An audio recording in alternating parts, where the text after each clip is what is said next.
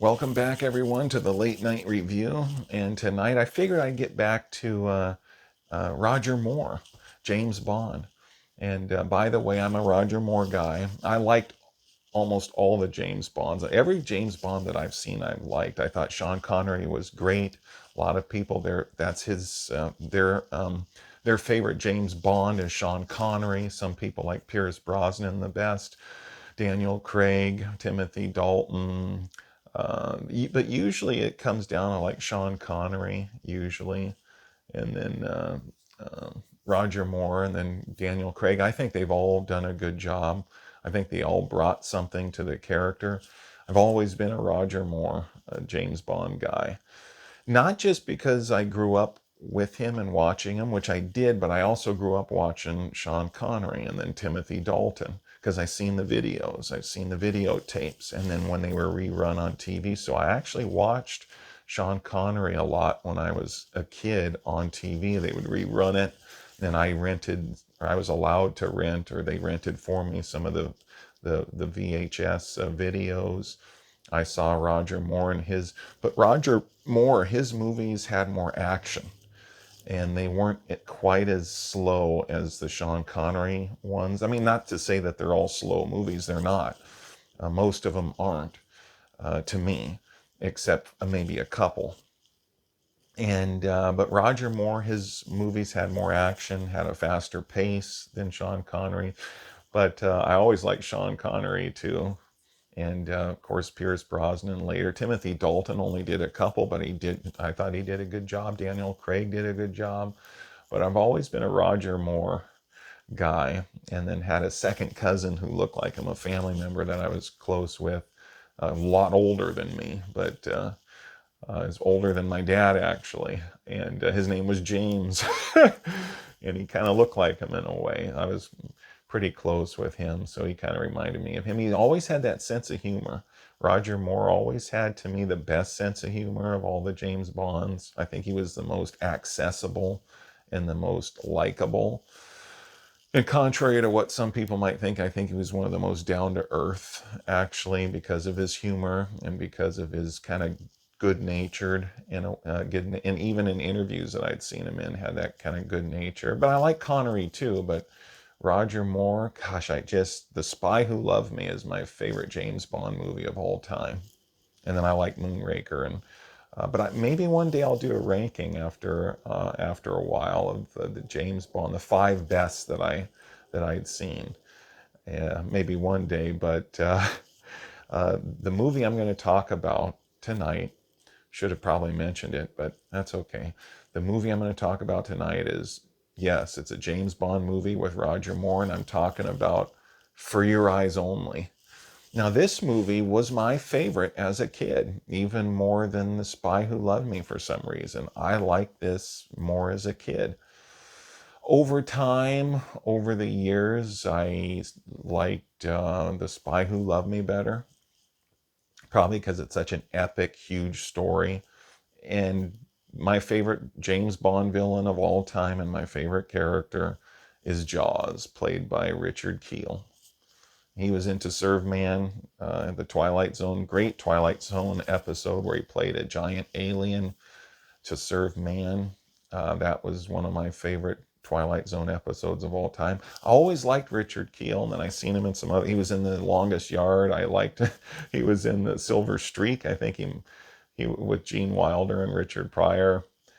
He was in, I think, one of the Cannonball Run movies too, and then a really lesser known film, The Giant of Thunder Mountain, that I'd seen a long time ago, but it was made after those that I mentioned. But I always liked Richard Kiel.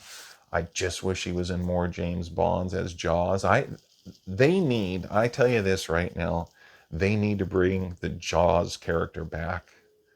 They need to bring the Jaws character back somehow. He was such a fun villain. He was so interesting. Such a fascinating character. Get someone over 7 feet tall. Give him the teeth. Get, they need to bring that character back. They really, really do.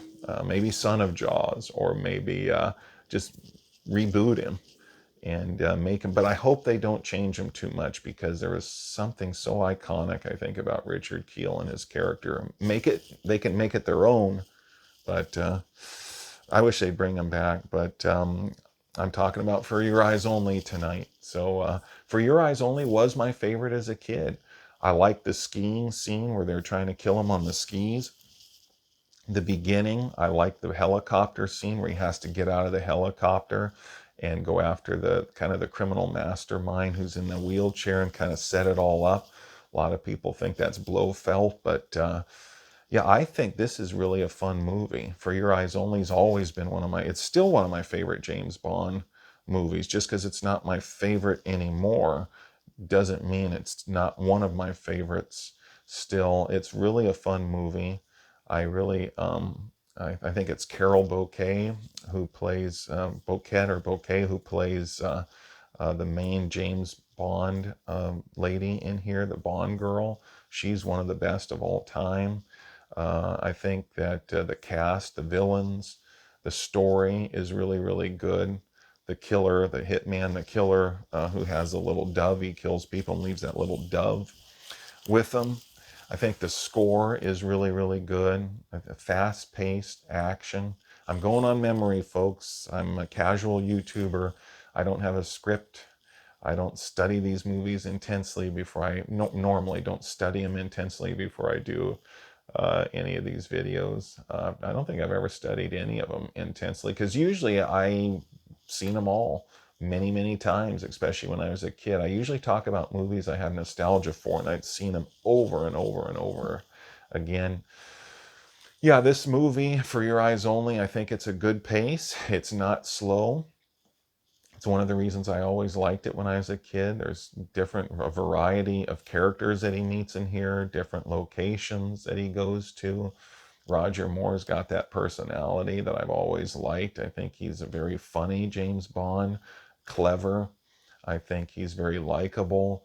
I like the action sequences in here. I like the humor.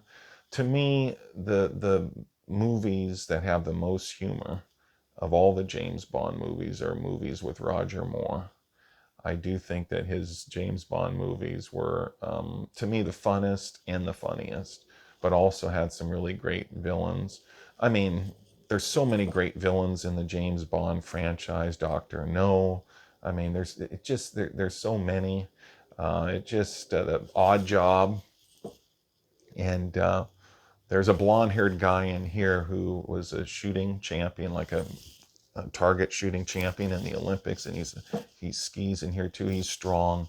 He's not tall like Jaws, but he's an interesting villain in here, and he's strength. He's like an athlete, and then Roger Moore has to fight him at the end. I only wish that fight would have lasted a little bit longer and made it a little more fast paced, but it's still good. The James Bond movies, there's some fighting that, sometimes it's not that realistic, but it's fun, and the shootouts are good. I like the gadgets. I like the gadgets that Roger Moore always uses in his James Bond movies. And I got a lot of nostalgia for Your Eyes Only. I have a lot of nostalgia for Roger Moore's James Bond movies and Sean Connery's, because I grew up with the videotapes watching reruns. And then I watched Live and Let Die as a rerunner. It was on TV. I used to watch it over and over again. I used to have almost all of Roger Moore's James Bond movies on video. Every time they would come on the pay channels or even normal TV, I record them and watch them. And plus, they were rented for me a lot when I was a kid. I like the helicopter scene in this movie. That's one of my favorite scenes. It was one of my favorite sequences of any James Bond film ever, is how he has to get out of the helicopter. The pilot's killed, and he has to take control of this helicopter, and the bad guy is controlling it by remote control, and he's going to play with James Bond, try to toy with him before he kills him, and then he foils that, and he uses his... I like how they're in Roger Moore's movies, as well as the other James Bond movies, but particularly with Roger Moore, how they think they got him and he outsmarts them, or he comes up with something to save his own skin and rescue somebody. And just, to me, Roger Moore's my James Bond, but there's I like so many films from the other guys too, from Timothy Dalton, of course Connery before Roger Moore, and then later Dalton, and then Pierce Brosnan. Daniel Craig, I think, is a really good James Bond. It'd be interesting to see what they're going to do with that franchise in the future, although I haven't really kept up with it, to be honest with you. In the last few years, I haven't really watched to see what they're doing with the franchise. But I love a lot of these older ones, and especially the Roger Moore. Maybe one day I'll rank the Roger Moore James Bond movies if I do more movie reviews of his James Bond movies on the channel, and then later rank them. Possibly, we'll see. But yeah, For Your Eyes Only to me is a really solid addition to the franchise. It used to be my favorite as a kid. Now it's probably in my top 3 to 5, maybe, yeah, around 3 or 5. And I love The Spy Who Loved Me and Moonraker. I've always liked them, even when I was watching For Your Eyes Only as a kid. They came out first before For Your Eyes Only. Always loved those, but I like those better now than I ever have before, I'll put it that way. And Jaws is in there, but For Your Eyes Only is a James Bond movie to me. And then that whole mountain climbing sequence towards the end of the movie when he's going up there to confront the bad guy at his kind of getaway, his hideaway on top of the mountain. And there's some good mountain climbing sequences in here. Good, there's always death-defying stuff and things that put you on the edge of your seat with the James Bond films. And For Your Eyes Only is one of my favorites. It really is. And if most people have seen it, but if you haven't seen it and you like James Bond, I think you'll like this one. I give it a thumbs way up. And check it out. I really recommend it highly. Please like and subscribe and share this video, hype it up and pump it up. And this has been the Late Night Review. Thanks for watching, and have a good night.